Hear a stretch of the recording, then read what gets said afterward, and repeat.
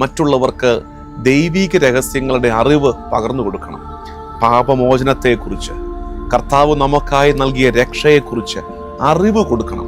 നമ്മുടെ ഇത്തിരി ഇടങ്ങളിൽ, നമ്മളായിരിക്കുന്ന ആ പരിസരങ്ങളിലൊക്കെ മറ്റുള്ളവർക്ക് പറഞ്ഞും പഠിപ്പിച്ചും കൊടുക്കുന്ന ഒരു ശൈലി നമുക്കുണ്ടാകണം. ചിലപ്പോൾ നമുക്ക് അത്തരം സംസാരങ്ങൾ വളരെ കുറവല്ലേ, അറിവുള്ള കാര്യങ്ങൾ നമ്മൾ ചിലപ്പോൾ നമ്മൾ രാഷ്ട്രീയമൊക്കെ എന്ത് കാര്യമായിട്ടാണ് സംസാരിക്കുന്നത്. അത് അമേരിക്കൻ പൊളിറ്റിക്സും യൂറോപ്പിൽ ഇപ്പോൾ സംഭവിക്കുന്ന കാര്യങ്ങളും ഒക്കെ നമ്മൾ വളരെ ആധികാരികമായിട്ട് ഡൈനിങ് ടേബിളിൽ ഇരുന്ന് വർത്തമാനം പറയത്തില്ലേ? നമ്മൾ 4-5 പേര് കൂട്ടുകൂടുന്ന ഇടങ്ങളിൽ ഇരുന്ന് വർത്തമാനം പറയത്തില്ലേ? കർത്താവ് നമുക്ക് നൽകിയ രക്ഷയെക്കുറിച്ച്, ദൈവിക രഹസ്യങ്ങളെക്കുറിച്ച് മറ്റുള്ളവരെ പഠിപ്പിക്കണം.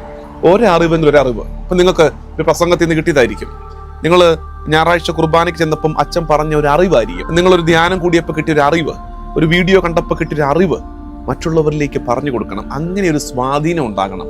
ആരറിഞ്ഞു നമ്മൾ പറഞ്ഞു കൊടുക്കുന്ന ഒരു ഇത്തിരി പോന്ന അറിവ് അവന്റെ ജീവിതത്തിൽ വലിയ സ്വാധീനം ചെലുത്തുമെന്ന്